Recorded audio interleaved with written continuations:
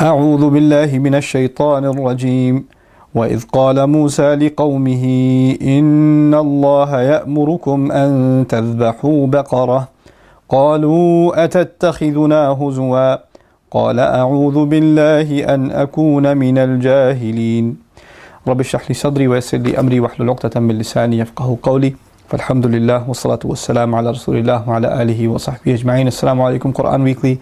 In this short reminder, I want to share with you something from ayah number 67 of Surah Al-Baqarah, in which Allah Azza wa Jal talks about the incident of the cow. Of course, Surah Al-Baqarah is called the cow. When Musa alayhi salam said to his nation, no doubt it is Allah that in fact commands you that you should slaughter a cow.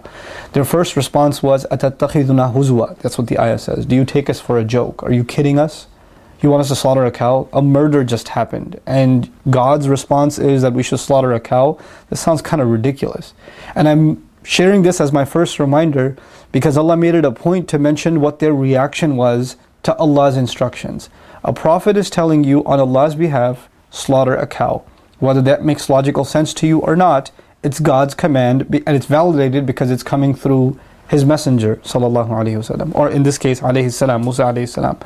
But your response is, are you kidding? أَتَتَّخِذُنَا هُزُوًا? Are you taking us as a joke? And you know what? This is mentioned because this is a timeless problem.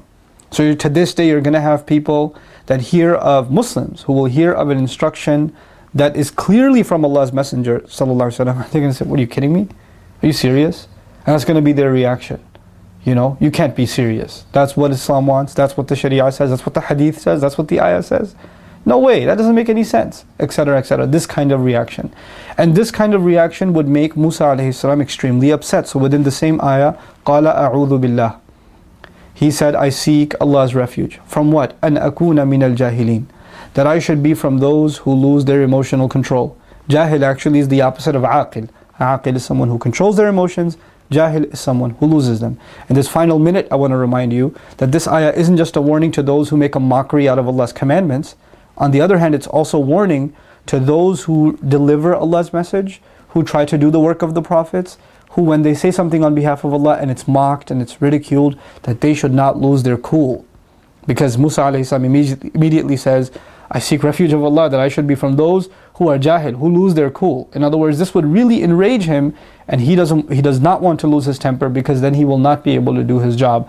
So, carrying the message of Islam and giving advice for the sake of Allah requires a thick skin, and you're going to have to deal with some very obnoxious people who will say some really ridiculous things, and you're going to have to say, A'udhu billahi an akuna min al-jahilin. May Allah make us of those who, one, never make fun of Allah's commandments, and two, when they do give advice to each other and they hear things that are inappropriate in response, are able to control their emotions and control their temper. Barakallahu li wa lakum. Assalamu alaikum wa rahmatullahi wa barakatuh.